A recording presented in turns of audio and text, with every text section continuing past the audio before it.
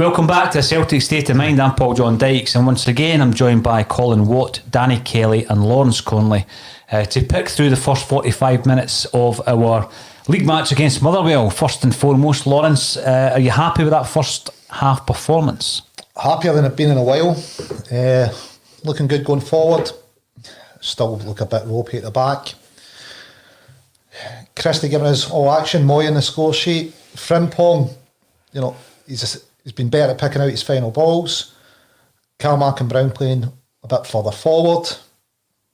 Could have had a penalty if the ref had been.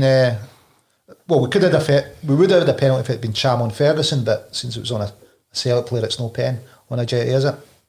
Well, I mean, this is the thing. Sometimes when you're ahead, Lawrence, and there is a disputed decision, it's good to raise it, because you're in a position where you can't be accused of sour grapes, if you like. But we're 2-0 up, so it's fair enough to look at some of the poor defending as well as refereeing. Colin, what's your concerns about the defence? It still looks a bit stretched for me. I still feel we've got an issue getting the ball out, especially from set pieces. There's been a couple of times where I think there was one in the first half where Aya was left with 4 Motherwell players, and we can't let that happen, because it's 4-on-1 suggests the law averages they're going to eventually get through there. For me, I just want, as I said, I want a clean sheet from Celtic today. First half, somebody's phone gone off, because Chris Sutton will not be happy, mate. 2 seconds, I'll just text Chris Sutton. And yourself. Yeah. On that topic, Paul, you were saying earlier on, you were hoping that you kind of see Elyounoussi give it the old the phone celebration, but that would have amused me no end, I've got to say. But it looks as though he was scared to celebrate, But I mean, Elyounoussi, what a response after the stick he's taken, Danny. When you look at the performance prior to Thursday night, he had come into his own. He had scored against Aberdeen, he scored 2 against Lille. He got a hell of a lot of stick after the performance on Thursday. He goes out there, he has made a difference today. Absolutely. He's looking on fire today, and I hope this is the 3-1 I'm hoping for, and a hat-trick comes in. I honestly do, because not only does he need it, the team needs it. The team needs this victory. Lennon definitely needs this victory, but I think also all his critics does, because I'm dying to see what Sutton comes out with after this game. What's he going to say? Like, is he going to say, maybe I was too quick to judge him? Well, of course you were, because the guy's had fantastic games. Everyone's entitled to have a bad game. No, you're absolutely right. Yeah. And that's the best response, Colin. You look at the way he's played. I mean, I think some of the play of Tommy Roderick, who you've got to say before the game, I was saying, well, he never done enough on Thursday night for me to be starting the game. Roderick's been brilliant in that first half. He's been outstanding. What I noticed about Celtic from the word go was we were closing down, and we weren't giving Motherwell a lot of time on the ball. If you look at it, something which has now been brought up by Sky Sports is what I mentioned to you guys, is McGregor and Brown have been playing a lot further forward in this game. They've not been sitting on the sort of edge of the 18-yard box with the defenders. They've been pushing forward. When you look at the goals, McGregor's on the edge of the box, Brown's not too far behind him, and it means that when we actually get the ball and we're driving forward, we're better with the ball in their half than them having a go at us. They've got 3 strikers on that part because they want to close us down, they want to create chances. If we've got the ball in their half, they can't do that. So it's better for us to be on the front foot than be having to sort of defend a lead, which we've got now. So we need to come out in the second half, and we need to do the exact same again. We need to get at them. The first goal was excellent from Ayeti, closing down, getting in front of Gallagher, getting the ball, the shot, fantastic shot. Great save from the goalkeeper as well. He actually saves it onto the post. Elyounoussi just in the right place to put the ball in the back of the net. Keep this momentum up. Keep this drive and willingness to go forward coming up, and hopefully we'll keep a clean sheet and we'll see ourselves into the international break with 3 points. I think what was interesting there on the half-time analysis, Colin, is where it shows you the average positional play of every player on the park, and what that showed you was that obviously the 2, I don't even know if they are meant to be full-backs or wing-backs, their average positions are halfway line. But that's an issue when you've got 2 at the back who are left exposed against a right good side. Motherwell had a couple of chances. They broke through. We're looking at Tony Watt's chance here now. That shows you how easy it is to break through that Celtic defence. We know how difficult they find it to defend a set piece. We lose so many goals from that. There was a couple of occasions today. I still think it's an issue. We're up 2-0. You know, it's not a case of looking for the negative. I still think it's an issue that the two centre halves are exposed because of the nature of Frimpong and Laxalt's play up the wings. It's what I was mentioning before the game, and I said it to the guys, was basically we've got two fullbacks playing in a sort of left and right back position where they want to be wing backs. They want to keep going forward with the ball. They don't like being on the back foot. And you've seen it when we looked at some of the chances Motherwell had. We're saying, where's Laxalt? He's 30-40 yards up the park. Frimpong he's had to come back, and that one with Tony Watt, when they're sort of going shoulder to shoulder, he puts a foot wrong there, and it's poor. I mean, he could give away a penalty. So when we look at it, I think for me, El Hamid would be in there at right back because he's got that more defensive capability. And like Salt, if you've got one going forward, it means you've always got three at the back. At times, as I said to you guys, it's almost as if we're playing like two at the back. It's almost the old 2-3-5 formation that they did back in the 60s. Something that Lawrence is repping here with his 67 replica jersey on.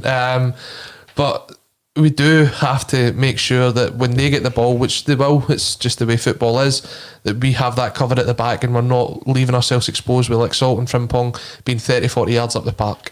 There's something in the centre-half position or the centre of defence that's not right. You've seen it with O'Donnell's long throw. At one point, no two people going for it, with Brown and McGregor, get it kind of in each other's way. We don't get it cleared properly. Gets put back in, and then we've got three going for it, getting in each other's way. The understanding's not there.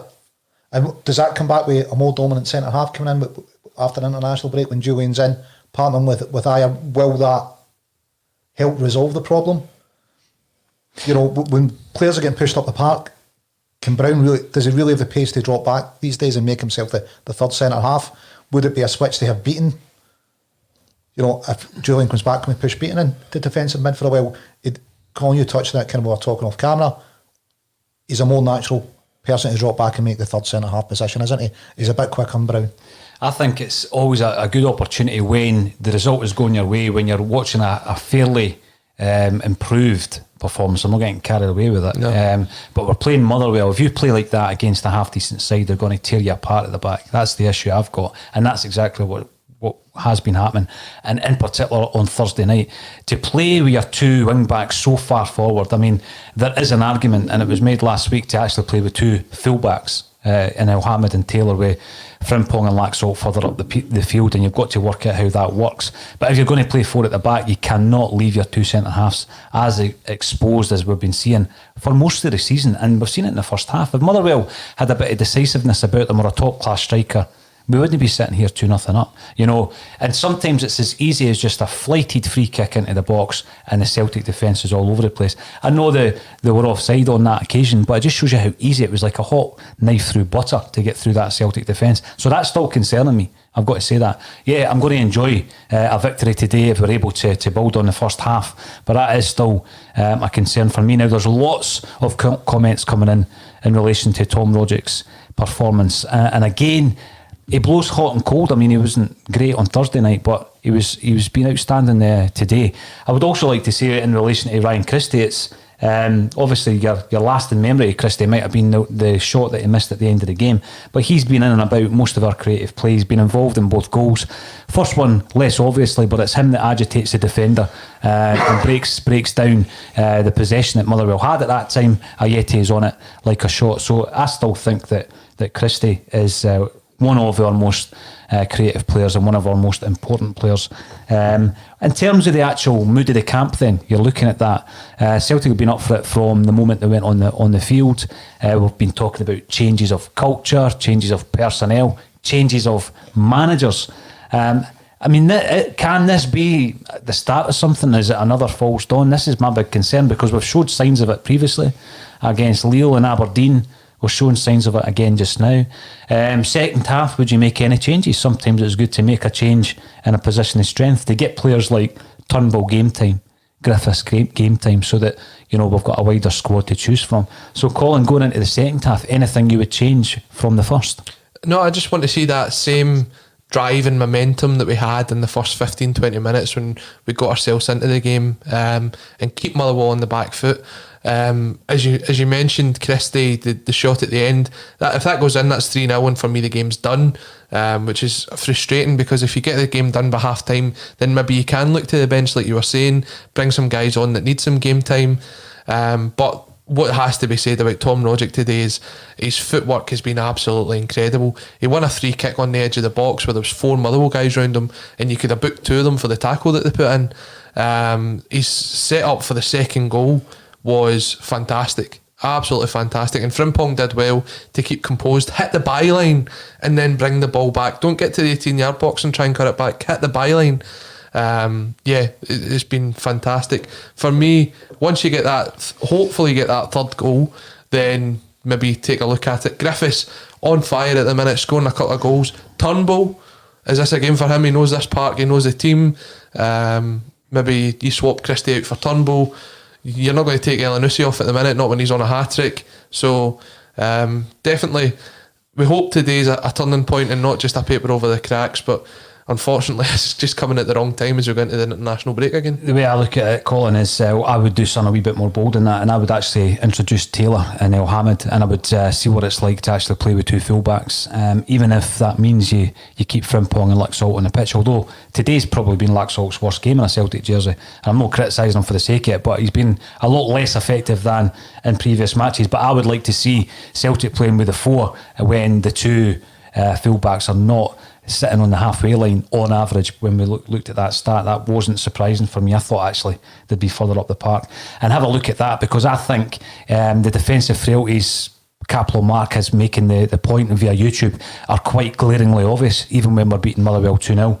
And in defence, we need to have a look at a much tighter unit at the back, because if we come up against a decent side, and I'm not even meaning in Europe, you come up against Rangers again, you come up against Aberdeen, you've seen what they've done to us. So we've lost 5 goals against these 2 teams. So yeah, I'd like to see us changing the defence, because barring an absolute catastrophe in the second half, Celtic will win this game. So let's try that. Let's have a look to see if that tightens up the defence, and have a look at it as a unit.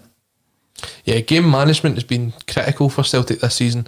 We've seen it up at Aberdeen, turn the game around, go on 3-2 up, got to see that game out, and we go on to drop the points. We can't afford to drop any points today.